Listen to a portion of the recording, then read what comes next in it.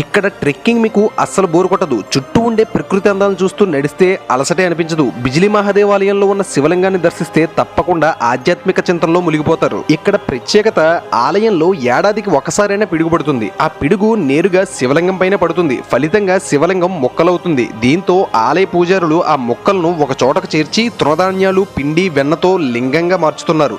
కొద్ది రోజుల తర్వాత శివలింగం మళ్ళీ పూర్వ రూపంలోకి మారిపోతుంది. పగుళ్ళు కూడా కనిపించకుండా పూర్తి స్థాయిగా శివలింగంగా దర్శనమిస్తుంది. ఈ శివలింగం నిత్యం పిడుగుపాటు గురి కావడం వల్ల ఈ ఆలయానికి బిజిలీ మహాదేవ్ అని పేరు వచ్చింది. హిందీలో బిజిలీ అంటే విద్యుత్ లేదా పిడుగు.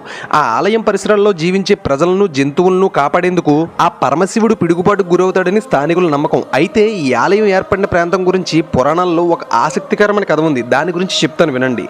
కులు ప్రాంతంలో కులాంత అనే రాక్షసుడు ఉండేవాడు. అతడు విషపూరితమైన పాముగా లాహౌల్ సిప్పిలోని మార్దాన్ గ్రామానికి చేరుకుంటాడు.